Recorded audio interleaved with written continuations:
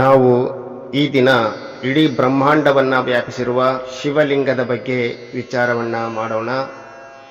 ಲಿಂಗ ಮಧ್ಯೆ ಜಗತ್ ಸರ್ವಂ ಎಂಬ ವಾಕ್ಯೋಕ್ತಿಯಂತೆ ಅಖಿಲಾಂಡ ಕೋಟಿ ಬ್ರಹ್ಮಾಂಡವನ್ನು ಕಂಡು ಕಾಣದಂತೆ, ಕಾಣದೆ ಕಾಣುವಂತೆ ವ್ಯಾಪಿಸಿಕೊಂಡಿರುವ ಆ ಶಿವಲಿಂಗದ ಬಗ್ಗೆ ನಾವು ಇವತ್ತು ವಿಚಾರ ಮಾಡೋಣ. ಲಿಂಗ ಮಧ್ಯೆ ಜಗತ್ ಸರ್ವಂ ಎಂಬ ವಿಚಾರವನ್ನು ನಾವೆಲ್ಲ ಕೇಳಿದ್ದೇವೆ. ಇಡೀ ಜಗತ್ತು ಅಂದರೆ ಇಡೀ ಬ್ರಹ್ಮಾಂಡ ಲಿಂಗವನ್ನು ಮಧ್ಯ ಮಾಡಿಕೊಂಡು ಆ ಲಿಂಗದ ಮಧ್ಯದೊಳಗೆ ಆ ಬ್ರಹ್ಮಾಂಡ ಅಂತಕ್ಕಂತಹದ್ದು ವಾಸವಾಗಿರ್ತಕ್ಕಂತಹದ್ದಾಗಿದೆ. ನಮ್ಮ ಕಣ್ಣಿಗೆ ಕಾಣದೇ ಇರುವ ಭಗವಂತನ ಒಂದು ಸಾಕಾರ ರೂಪವನ್ನು ನಾವು ಲಿಂಗ ಅಂತೇಳಿ ಕರಿತಾ ಇದ್ದೇವೆ. ಇಲ್ಲಿ ಭಗವಂತನಿಗೆ ಒಂದು ಸ್ವರೂಪವನ್ನು ನಾವುಗಳೆಲ್ಲ ಕೊಟ್ಟಿದ್ದೇವೆ, ಅದನ್ನೇ ಲಿಂಗ ಸ್ವರೂಪ ಅಂತ ನಾವು ಕರಿತಾ ಇದ್ದೇವೆ. ಅದಕ್ಕೆ ಜಗವ ಬೆಳಗುವ ಲಿಂಗವು ಅಂತೇಳಿ. ಅಂದರೆ ಈ ಭಗವಂತನ ಸಾಕಾರ ರೂಪ ಲಿಂಗ ಹೇಗೆ ಆಗುತ್ತೆ, ಈ ಲಿಂಗದ ಆಕಾರ ಏನು ಅಂತೇಳಿ ನಾವು ಮೊದಲು ಅರ್ಥ ಮಾಡಿಕೊಳ್ಬೇಕಾಗ್ತದೆ. ಈ ಲಿಂಗದ ಆಕಾರ ಅಂದರೆ ಗೋಳಾಕಾರವಾಗಿರ್ತಕ್ಕಂತಹದ್ದು, ದುಂಡಾಗಿರ್ತಕ್ಕಂತಹದ್ದು ಮತ್ತು ವೃತ್ತಾಕಾರವನ್ನೇ ನಾವು ಲಿಂಗದ ಆಕಾರ ಅಂದರೆ ಸಾಕಾರ ರೂಪ ಅಂತ ನಾವು ಕರಿತೀವಿ. ಇಡೀ ಬ್ರಹ್ಮಾಂಡ, ವಿಶ್ವ, ಈ ಚರಾಚರ ವಸ್ತುಗಳು ಇವೆಲ್ಲ ಯಾವುದರಿಂದ ಉತ್ಪತ್ತಿಯಾಗಿ ಮತ್ತೆ ಯಾವುದರಲ್ಲಿ ಲಯವನ್ನು ಹೊಂದುತ್ತವೆ ಅನ್ನುವಂತಹದ್ದನ್ನು ನಾವು ಮೊದಲು ತಿಳ್ಕೋಬೇಕು. ಅದಕ್ಕೆ ಸಿದ್ಧಾಂತದಲ್ಲಿ ಒಂದು ಮಾತನ್ನು ಬಹಳ ಸುಂದರವಾಗಿ ಹೇಳ್ತಾರೆ. ಲಯಂ ಗಚ್ಚತಿ ಯತ್ರೈವ ಜಗದೇಥ ಚರಾಚರಂ ಪುನಃ ಪುನಃ ಸಮುತ್ಪತ್ತಿಂ ತಲ್ಲಿಂಗಂ ಬ್ರಹ್ಮಶಾಶ್ವತಂ. ಈ ಜಗತ್ತು ಯಾವುದರಿಂದ ಉತ್ಪತ್ತಿಯಾಗಿ ಪುನಃ ಯಾವುದರಲ್ಲಿ ಅಂತ್ಯವನ್ನು ಹೊಂದುವುದೋ ಅದುವೇ ಪರಬ್ರಹ್ಮ ಸ್ವರೂಪಿ ಶಿವಲಿಂಗ ಅಂತೇಳಿ ನಾವುಗಳೆಲ್ಲ ಕರಿತಾ ಇದ್ದೇವೆ. ಅಂದರೆ ಈ ಜಗತ್ತು ಯಾವುದರಿಂದ ಉತ್ಪತ್ತಿಯಾಯಿತು ಅಂದರೆ ಇದು ಲಿಂಗದಿಂದಲೇ ಉತ್ಪತ್ತಿಯಾಗಿದೆ, ಪುನಃ ಲಿಂಗದಲ್ಲಿಯೇ ಲಯವನ್ನು ಹೊಂದುತ್ತದೆ ಅಂತೇಳಿ ಈ ಶ್ಲೋಕ ಬಹಳ ಸುಂದರವಾಗಿ ಹೇಳ್ತಾ ಇದೆ. ಹಾಗಾದರೆ ಈ ಲಿಂಗದ ಸ್ವರೂಪ ಎಂತಹದ್ದು, ಇದರ ಆಕಾರ ಎಂತಹದ್ದು ಮತ್ತು ಇದಕ್ಕೆ ಇದೇ ಆಕಾರವನ್ನು ಯಾಕೆ ನಮ್ಮ ಪೂರ್ವಜರು ಇದನ್ನು ಕಂಡುಕೊಂಡ್ರು ಅನ್ನುವಂತಹದ್ದನ್ನು ನಾವು ಬಹಳ ಆಳವಾಗಿ ಸ್ವಲ್ಪ ತಿಳ್ಕೋಬೇಕಾಗ್ತದೆ. ಲಿಂಗದ ಸಾಕಾರ ರೂಪ ಬಂದು ಅದು ಗೋಳಾಕಾರ, ವೃತ್ತಾಕಾರ, ದುಂಡಾಗಿರ್ತಕ್ಕಂಥದ್ದು ಅಂತ ನಾವು ಕಾಣ್ತಾ ಇದ್ದೇವೆ. ಯಾಕೆಂದರೆ ನಮ್ಮ ಕಣ್ಣಿಗೆ ಕಾಣುವ ಈ ಒಂದು ಕಣ್ಣಿಗೆ ಕಾಣ್ತಕ್ಕಂಥ ಪ್ರತಿಯೊಂದು ಚರಾಚರ ವಸ್ತುಗಳಲ್ಲಿ ನಾವು ಗೋಳಾಕಾರವನ್ನು ನಾವು ಕಾಣಬಹುದು. ಹೇಗೆ ಹುಟ್ಟುವಂತಹ ಮಗು ತಂದೆ ತಾಯಿಯನ್ನು ಹೋಲಿಕೆ ಆಗ್ತಾ ಇದೆಯೋ ಅದೇ ರೀತಿ ಈ ಭಗವಂತನಿಂದ ಸೃಷ್ಟಿಯಾಗಿರ್ತಕ್ಕಂಥ ಈ ಜಗತ್ತು ಕೂಡ ಕೆಲವೊಂದು ಹೋಲಿಕೆಗಳಲ್ಲಿ ಆ ಭಗವಂತನನ್ನೇ ಹೋಲಿಕೆಯಾಗ್ತದೆ. ಉದಾಹರಣೆ, ಆ ಭಗವಂತನ ಸಾಕಾರ ರೂಪ ಲಿಂಗವೇ ಆದರೆ ಈ ಜಗತ್ತಿನಲ್ಲಿ ಉತ್ಪತ್ತಿಯಾಗಿರ್ತಕ್ಕಂಥ ಎಲ್ಲ ಪಂಚಭೂತಗಳು ಕೂಡ ಲಿಂಗಾಕಾರದಲ್ಲೇ ಇರಬೇಕು. ಆಗಿದ್ದಾಗ ಮಾತ್ರ ಅದನ್ನು ನಾವು ಲಿಂಗರೂಪಿ ಅಂತ ಹೇಳ್ಬೋದು. ಅಂದರೆ ಪಂಚಭೂತಗಳು ಯಾವುವು? ಪೃಥ್ವಿ, ಅಪ್ಪು, ವಾಯು, ತೇಜ, ಆಕಾಶ ಎನ್ನುವಂತಹ ಈ ಪಂಚಮಹಾಭೂತಗಳನ್ನು ನಾವೆಲ್ಲ ತಿಳ್ಕೊಂಡಿದ್ದೇವೆ. ಇವುಗಳ ಒಂದು ಆಕಾರ ಯಾವ ರೀತಿಯಾಗಿದೆ ಅಂತೇಳಿ ನಾವು ಸ್ವಲ್ಪ ಸೂಕ್ಷ್ಮವಾಗಿ ನಾವು ತಿಳ್ಕೊಳ್ಬೇಕಾಗ್ತದೆ. ಪೃಥ್ವಿ ಅಂದರೆ ಭೂಮಿ, ನಾವುಗಳೆಲ್ಲ ಈ ಭೂಮಿಯನ್ನು ನೋಡ್ತೀವಿ. ಭೂಮಿಯ ಆಕಾರ ಯಾವ ರೀತಿಯಾಗಿದೆ ಅಂದರೆ ಈಗಾಗಲೇ ವಿಜ್ಞಾನಿಗಳೆಲ್ಲರೂ ಕಂಡುಕೊಂಡ ಹಾಗೆ ಭೂಮಿಯು ಕೂಡ ಗೋಳಾಕಾರವಾಗಿದೆ, ಅಂದರೆ ದುಂಡಾಕಾರವಾಗಿದೆ. ಅಂದರೆ ಈ ಭೂಮಿಯೂ ಕೂಡ ಆ ಲಿಂಗಾಕಾರವಾಗಿರ್ತಕ್ಕಂತಹ ಪರಬ್ರಹ್ಮನಿಂದ, ಆ ಪರಮಾತ್ಮನಿಂದ ಉತ್ಪತ್ತಿಯಾಗಿರುವುದರಿಂದಲೇ ಇದು ಕೂಡ ಅದರ ಹೋಲಿಕೆಯಂತೆ, ಆ ಪರಬ್ರಹ್ಮ ವಸ್ತುವಿನ ಹೋಲಿಕೆಯಂತೆ ಈ ಭೂಮಿಯೂ ಕೂಡ ಗೋಳಾಕಾರವಾಗಿದೆ. ನಂತರ ಅಪ್ಪು ಅಂದರೆ ನೀರು, ನೀರನ್ನು ಕೂಡ ನಾವು ಗೋಳಾಕಾರವಾಗಿ ನಾವು ಕಾಣಬಹುದು.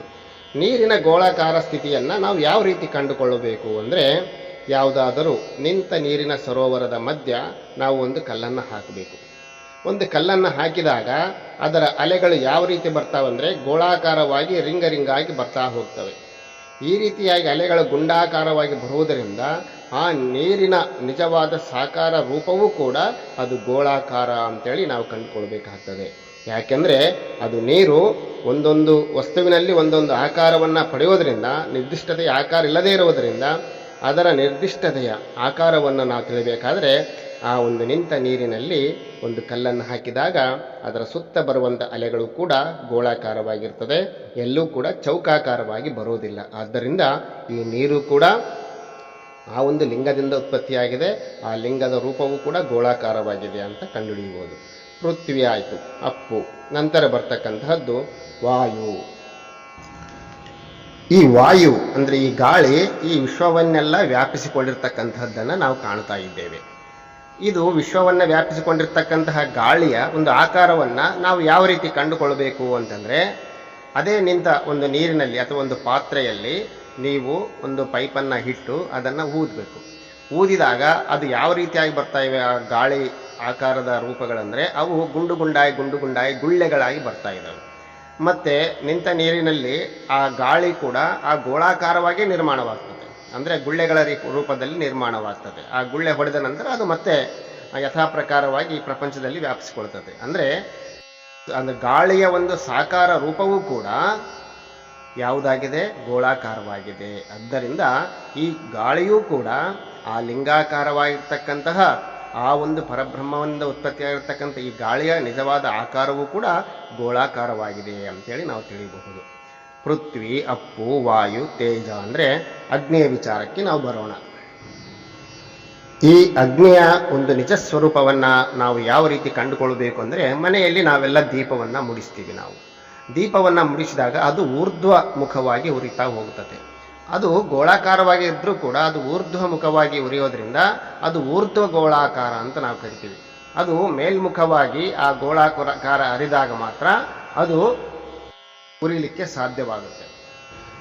ಅಷ್ಟೇ ಅಲ್ಲ, ಇಡೀ ಜಗತ್ತನ್ನು ಬೆಳಗ್ತಕ್ಕಂತಹ ಮಹಾ ಅಗ್ನಿ ಅಂದರೆ ಸೂರ್ಯ ಅಂತ ಹೇಳ್ತೀವಿ. ಆತನ ಒಂದು ನಿಜ ಸ್ವರೂಪ ಕೂಡ ಗೋಳಾಕಾರವೇ ಆಗಿರ್ತಕ್ಕಂತಹದ್ದನ್ನು ನಾವು ಕಾಣ್ತೀವಿ. ಆದ್ದರಿಂದ ಈ ಅಗ್ನಿಯು ಕೂಡ ಆ ಲಿಂಗಾಕಾರವಾಗಿರ್ತಕ್ಕಂತಹ ಆ ಶಿವನಿಂದ ಅಂದರೆ ಆ ಭಗವಂತನಿಂದ ಉತ್ಪತ್ತಿಯಾಗಿರ್ತಕ್ಕಂತಹದ್ದು. ತೇಜ ಆದಮೇಲೆ ನಂತರ ಬರ್ತಕ್ಕಂತಹದ್ದು ಆಕಾಶ. ಈ ಆಕಾಶದ ಸ್ವರೂಪವನ್ನು ನಾವು ಕಂಡುಕೊಳ್ಬೇಕಾದ್ರೆ, ಆಕಾಶ ಇಡೀ ವಿಶ್ವವನ್ನು ವ್ಯಾಪಿಸಿಕೊಂಡು ಬಿಟ್ಟಿದೆ. ಅದು ಎಲ್ಲ ಕಡೆ ಅನಂತ ಕೋಟಿ ಬ್ರಹ್ಮಾಂಡವನ್ನು ವ್ಯಾಪಿಸಿಕೊಂಡಿದೆ. ಈ ಆಕಾಶ ಏನಿದೆಯಲ್ಲ, ಇದು ಸಂಪೂರ್ಣವಾಗಿ ಲಿಂಗಾಕಾರವಾಗಿ ಗೋಳಾಕಾರವಾಗಿಯೇ ಇದೆಲ್ಲ ವ್ಯಾಪಿಸಿಕೊಂಡಿರೋದ್ರಿಂದ ಈ ಒಂದು ಆಕಾಶವನ್ನು ಕೂಡ ನಾವು ಗೋಳಾಕಾರವಾಗಿ ಅದನ್ನು ನಾವು ಪರಿಕಲ್ಪನೆ ಮಾಡಿಕೊಳ್ಬೇಕಾಗ್ತದೆ. ಈ ರೀತಿಯಾಗಿ ಪಂಚಭೂತಗಳು, ಪಂಚಮಹಾಭೂತಗಳಂತ ನಾವೇನು ಕರಿತೀವಲ್ಲ, ಪೃಥ್ವಿ, ಅಪ್ಪು, ವಾಯು, ತೇಜ, ಆಕಾಶ ಅಂತಕ್ಕಂತಹ ಈ ಪಂಚಮಹಾಭೂತಗಳು ಇವೆಲ್ಲವೂ ಕೂಡ ಎಲ್ಲವೂ ಗೋಳಾಕಾರವಾಗಿದ್ದಾವೆ. ಅಂದರೆ ಗೋಳಾಕಾರ ಅಂದರೆ ಅದು ಲಿಂಗಾಕಾರ ಅಂತ ನಾವು ಕರಿತಾ ಇದ್ದೇವೆ. ಈ ಲಿಂಗಾಕಾರ ಇವುಗಳೆಲ್ಲ ಯಾಕೆ ಬಂತು ಅಂದರೆ, ಇವು ಲಿಂಗದಿಂದಲೇ ಉತ್ಪತ್ತಿಯಾಗಿರೋದ್ರಿಂದ, ಆ ಪರಬ್ರಹ್ಮ ಸ್ವರೂಪಿ ಶಿವಲಿಂಗದಿಂದಲೇ ಉತ್ಪತ್ತಿಯಾಗಿರೋದ್ರಿಂದ ಇವುಗಳೆಲ್ಲ ತಮ್ಮ ನಿಜವಾದ ಆಕಾರವನ್ನು ಅವು ಪಡೆದುಕೊಂಡು ಅಂತ ಹೇಳ್ತೀವಿ. ಅಷ್ಟೇ ಅಲ್ಲ, ಅನೇಕ ಚರಾಚರ ವಸ್ತುಗಳಲ್ಲಿಯೂ ಕೂಡ ನಾವು ಲಿಂಗವನ್ನು ಕಾಣ್ತೀವಿ. ಇವತ್ತು ಮನುಷ್ಯ ಮತ್ತು ಅನೇಕ ಜೀವರಾಶಿಗಳ ಪ್ರಾಣಿಗಳನ್ನೆಲ್ಲ ನಾವು ನೋಡ್ತೀವಿ. ಮನುಷ್ಯನ ಅಂಗಾಂಗಗಳು, ಶರೀರದ ಸ್ವರೂಪ ಯಾವುದೇ ರೀತಿಯಾಗಿದ್ದರೂ ಕೂಡ ಅದು ಒಂದು ಸ್ವರೂಪದಲ್ಲಿ ಧ್ಯಾನಸ್ಥನಾಗಿ ಒಬ್ಬ ವ್ಯಕ್ತಿ ಕೂತ್ಕೊಂಡಾಗ ಅದು ಈಶ್ವರ ಲಿಂಗ ರೂಪದಲ್ಲಿ ಕಾಣ್ತದೆ. ಅಂದರೆ ಶಕ್ತಿಯನ್ನು ಹೊಂದಿದ ರೂಪದಲ್ಲಿ ಕಾಣ್ತದೆ. ಮನುಷ್ಯನಿಗೆ ಮುಖ್ಯವಾದ ಅಂಗ ಅಂದರೆ ತಲೆ, ಅಂದರೆ ಶಿರೋಭಾಗ ಅಂತ ಹೇಳ್ತೀವಿ ನಾವು. ಈ ಕಣ್ಣು, ಕಿವಿ, ಮೂಗು, ಬಾಯಿ ಇವೆಲ್ಲಗಳನ್ನು ಒಳಗೊಂಡಿರ್ತಕ್ಕಂಥ ಮುಖ ಏನಿದೆಯಲ್ಲ, ಮುಖ ಕಮಲ, ಇದು ಯಾವ ಆಕಾರವಾಗಿರ್ತದೆ ಅಂದರೆ ಇದು ಕೂಡ ಗೋಳಾಕಾರವಾಗಿ, ಗುಂಡಾಕಾರವಾಗಿ, ಅಂದರೆ ಲಿಂಗಾಕಾರವಾಗಿ ಇರುತ್ತೆ. ಅದಕ್ಕೆ ನಾವು ಭಸ್ಮವನ್ನು ಹಣೆಗೆ ಧರಿಸೋದು. ಯಾವ ಲಿಂಗಕ್ಕೆ ಯಾವ ಪ್ರಕಾರವಾಗಿ ಭಸ್ಮವನ್ನು ಧರಿಸ್ತೀವೋ ಅದೇ ರೀತಿಯಾಗಿ ನಮ್ಮ ಮುಖ ಕಮಲದ ಹಣೆಗೂ ಕೂಡ ನಾವು ಭಸ್ಮವನ್ನು ನಾವು ಧಾರಣೆ ಮಾಡ್ತೀವಿ. ಅದೇ ರೀತಿಯಾಗಿ ಇನ್ನೂ ಒಂದು ಹೆಜ್ಜೆ ಮುಂದೆ ಹೋದರೆ ನಮ್ಮ ಕಣ್ಣುಗಳು ಒಳಗಡೆ ಇರ್ತಕ್ಕಂಥ ಗುಡ್ಡೆಗಳು ಏನಿದಾವಲ್ಲ, ಅವು ಕೂಡ ಗುಂಡಾಗಿದ್ದಾವೆ. ಅವುಗಳ ಆಧಾರದಿಂದಲೇ ಈ ಗೋಳಾಕಾರದ ವಸ್ತುವಿನಿಂದ ಬಂದಿರತಕ್ಕಂಥ ಅನೇಕ ಚರಾಚರ ವಸ್ತುಗಳನ್ನು ನಾವು ನೋಡಬಹುದು. ಆದ್ದರಿಂದ ಈ ಜಗತ್ತಿನಲ್ಲಿ ಅನೇಕ ಜೀವರಾಶಿಗಳು ಕೂಡ ಈ ಲಿಂಗಾಕಾರವಾಗಿ, ಅಂದರೆ ಗೋಳಾಕಾರವಾಗಿ ರಚನೆಗೊಂಡಿವೆ ಅಂತೇಳಿ ನಾವೆಲ್ಲ ಪರಿಭಾವಿಸಬೇಕಾಗ್ತದೆ. ಅಷ್ಟೇ ಅಲ್ಲ, ಬ್ರಹ್ಮಾಂಡದ ಅನೇಕ ತಾರಾಮಂಡಲಗಳು, ಗ್ರಹಗಳು, ನಕ್ಷತ್ರಗಳು, ಸೂರ್ಯ, ಅನೇಕ ರೀತಿಯಾಗಿರ್ತಕ್ಕಂಥ ಚಂದ್ರ, ಇವೆಲ್ಲವುಗಳು ಕೂಡ ಗೋಳಾಕಾರವಾಗಿ ರಚನೆಯಾಗಿದ್ದಾವೆ. ಅಂದರೆ ಆ ಭಗವಂತ ಲಿಂಗ ರೂಪದಲ್ಲಿರ್ತಕ್ಕಂತಹ ಭಗವಂತ ತನ್ನ ಸ್ವಸ್ವರೂಪದಲ್ಲಿ ಇಡೀ ಬ್ರಹ್ಮಾಂಡವನ್ನು ಸೃಷ್ಟಿ ಮಾಡಿದ್ದಾನೆ ಅಂತೇಳಿ ಆ ಋಷಿಮುನಿಗಳು ಆ ಭಗವಂತನ ಒಂದು ಸ್ವಸ್ವರೂಪದ ಆಕಾರ ರೂಪವನ್ನು ಯಾವ ರೀತಿಯಲ್ಲಿ ಕಂಡ್ರು ಅಂದರೆ ಅವರು ಲಿಂಗಾಕಾರದಲ್ಲಿ ಕಂಡ್ರು ಅಂತೇಳಿ ಆ ಲಿಂಗಕ್ಕೆ ಒಂದು ಆಧಾರವನ್ನು ಅಂದರೆ ಪಾಣಿಯನ್ನು ಕೊಟ್ಟು ಅದನ್ನು ಪೂಜಿಸಿ ಆತನಿಗೆ ಎಲ್ಲ ರೀತಿಯಾಗಿ ಆತನಿಗೆ ಒಂದು ಕೃತಜ್ಞತೆಯನ್ನು ಅರ್ಪಿಸ್ತಕ್ಕಂಥ ಮನೋಭಾವ ಏನಿದೆಯಲ್ಲ ಅದನ್ನೇ ನಾವು ಪೂಜೆ ಅಂತೇಳಿ ಕರೀತಾ ಇದ್ದೇವೆ. ಅದಕ್ಕೆ ಇಡೀ ಜಗತ್ತು ಇಡೀ ಬ್ರಹ್ಮಾಂಡ ಯಾವುದರಿಂದ ಉತ್ಪತ್ತಿಯಾಗಿ ಕೊನೆಗೆ ಯಾವುದರಲ್ಲಿ ಲಯವನ್ನು ಹೊಂದುತ್ತಾ ಇದೆಯೋ ಅದನ್ನೇ ನಾವು ಏನಂತ ಕರಿತಾ ಇದ್ದೇವೆ, ಪರಬ್ರಹ್ಮ ಸ್ವರೂಪಿ ಶಿವಲಿಂಗ ಅಂತೇಳಿ ಕರಿತಾ ಇದ್ದೇವೆ. ಅದಕ್ಕೆ ಆ ಭಗವಂತನ ನಿಜವಾದ ಆಕಾರ ನಿಜವಾದ ಸಾಕಾರ ರೂಪ ಯಾವುದು ಅಂತಂದರೆ ಅದು ಲಿಂಗರೂಪ. ಲಿಂಗರೂಪ ನಾವು ಭಗವಂತನಿಗೆ ಏನಾದರೂ ಅರ್ಪಣೆ ಮಾಡಬೇಕಾದ್ರೆ ಏನಾದರೂ ಸಲ್ಲಿಸಬೇಕಾದ್ರೆ ಲಿಂಗ ರೂಪದಲ್ಲಿ ಆತನನ್ನು ಪ್ರತಿಷ್ಠಾಪನೆಗೊಂಡು ಆತನಿಗೆ ಅನೇಕ ರೀತಿಯಲ್ಲಿ ಜಲಾರ್ಪಣ ನಾನಾ ರೀತಿಯಾಗಿರ್ತಕ್ಕಂಥ ಅಭಿಷೇಕ ಪೂಜಾದಿಗಳನ್ನು ಮಾಡುವುದರಿಂದ ನಮ್ಮ ಪೂಜೆ ನೇರವಾಗಿ ಆ ಭಗವಂತನಿಗೆ ಅಂದರೆ ಆ ಮಹಾಲಿಂಗಕ್ಕೆ ಅರ್ಪಣೆಯಾಗ್ತದೆ ಅಂತೇಳಿ ನಮ್ಮ ಋಷಿಮುನಿಗಳು ಆ ಭಗವಂತನ ಒಂದು ಸಾಕಾರ ರೂಪವನ್ನು ಲಿಂಗ ರೂಪದಲ್ಲಿ ಕಂಡಿದ್ದಾರೆ. ಈ ಲಿಂಗ ರೂಪ ಅಂತಕ್ಕಂತಹದ್ದು ಒಂದು ರೀತಿಯಲ್ಲಿ ಇದನ್ನು ಸಗುಣ ಮತ್ತು ನಿರ್ಗುಣ ಎರಡಕ್ಕೂ ಹೋಲಿಕೆ ಮಾಡ್ತಾ ಇದ್ದಾರೆ. ನಿರ್ಗುಣ ಅಂತೇಳಿ ನಾವೇನು ಕರಿತಾ ಇದ್ದೀವಲ್ಲ ಅಂದರೆ ನಿರಾಕಾರ ಅಂದರೆ ಅದು ಶೂನ್ಯ ಅಂತ ಹೇಳ್ತೀವಿ. ಶೂನ್ಯ ಅಂದರೆ ಸೊನ್ನೆ ಅಂತೇಳಿ. ಸೊನ್ನೆ ಆಕಾರ ಯಾವುದು ಅಂದರೆ ನಾವು ಗೋಳಾಕಾರವಾಗಿ ಹಾಕ್ತೀವಿ. ಮತ್ತು ಭಗವಂತನ ಸಾಕಾರ ರೂಪ ಯಾವುದು ಅಂದರೆ ಲಿಂಗ ಅಂತ ಕರಿತೀವಿ ನಾವು. ಲಿಂಗದ ನಿಜವಾದ ರೂಪ ಯಾವುದು ಅಂತಂದರೆ ನಾವು ಅದನ್ನು ಗೋಳಾಕಾರವಾಗಿ ಕರಿತೀವಿ ನಾವು. ಈ ರೀತಿಯಾಗಿ ಜಗತ್ತಿನ ಅನೇಕ ಚರಾಚರ ವಸ್ತುಗಳಲ್ಲಿ ಆ ಒಂದು ಶಿವಲಿಂಗದಿಂದ ಇಡೀ ಜಗತ್ತು ಉತ್ಪತ್ತಿಯಾಗಿದೆ ಅನ್ನುವಂತಹ ವಿಚಾರ. ಆದ್ದರಿಂದ ಅಂತಹ ಪರಬ್ರಹ್ಮ ಸ್ವರೂಪ ಶಿವಲಿಂಗವನ್ನು ನಾವು ನಿತ್ಯವೂ ಕೂಡ ಆತನನ್ನು ಸ್ಮರಣೆ ಮಾಡಬೇಕು, ಆತನಿಗೆ ಪೂಜೆಯನ್ನು ಮಾಡಬೇಕು, ಅವನಿಗೆ ಅಭಿಷೇಕಾದಿಗಳನ್ನು ಮಾಡಬೇಕು. ಈ ರೀತಿಯಾಗಿ ಸಲ್ಲಿಸುವುದರಿಂದ ಎಲ್ಲ ಪೂಜೆಗಳು ನಮ್ಮ ಎಲ್ಲ ಕೋರಿಕೆಗಳನ್ನು ಆ ಲಿಂಗವು ನಮಗೆ ಈಡೇರಿಸ್ತಾ ಇದೆ ಎನ್ನುವಂಥ ವಿಚಾರವನ್ನು ನಾವೆಲ್ಲ ಮನಗಾಣಬೇಕಾಗಿದೆ.